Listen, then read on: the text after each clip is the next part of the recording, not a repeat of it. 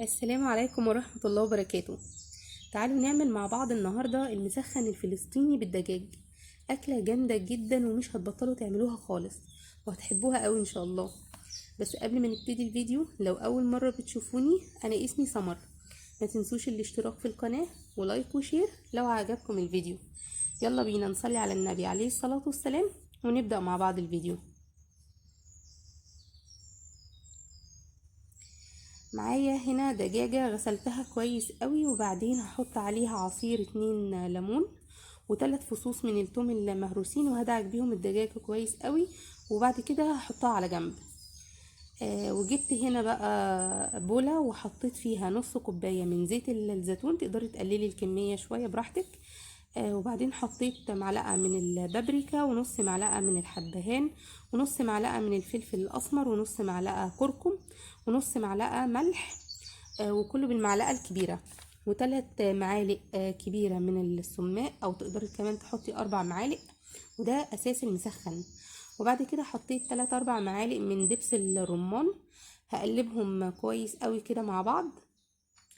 وبعد كده هنزل بنص التتبيلة دي على الدجاج، وهدعك بقى الدجاج كويس قوي كده في التتبيلة. وبعدين هشيله على جنب. بعد كده بقى هجيب نص كيلو من البطاطس وكيلو من البصل، هقطعهم شرايح كده زي ما انتوا شايفين. وهنزل في صينية الفرن. هحط البطاطس، وبعد كده هحط بقى البصل في حاجة تانية. وهنزل عليه بنص التتبيلة اللي انا لسه حطاها على الدجاج. حطيت كده نص التتبيلة على الدجاج ونص التتبيلة على البصل. هدعكم كويس قوي كده مع بعض. وبعد كده هنزل بالبصل ده على البطاطس. هنزل كده على البطاطس بالبصل. وبعد كده بقى هحط من فوق خالص الدجاج، وكمان الصوص اللي متبقي معايا ده هحطه فوق الدجاج كده. هقفلهم بقى بورق الزبدة، وبعدين ورق الفويل. وهحطهم في التلاجة لمدة 4 ساعات. وبعد كده هخرجهم من التلاجة، هحطهم في الفرن ساعة و10 دقايق. واخر 10 دقايق دول هيبقوا على الشواية. وهتطلع كده زي ما انتوا شايفين كده بالجمال ده، وبجد كان طعمها تحفة جدا. بعد كده هجيب بقى عيش عربي لسه سخن بقى، وهتشوفوا دلوقتي هنعمل بيه ايه.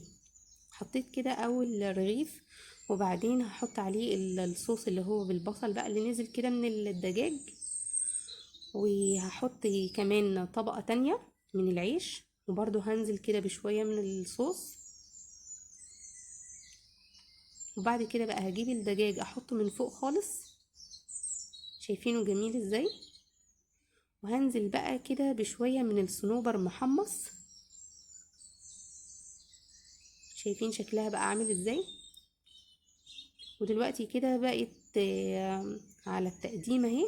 بقت جاهزة معانا على التقديم. وبالهنا والشفا. وياريت لو الوصفة عجبتكم ما تنسونيش بكومنت. ولو في اي استفسار برضو سيبولي في كومنت وانا هرد عليكم. وبالهنا والشفا، واشوفكم الفيديو الجاي على خير ان شاء الله.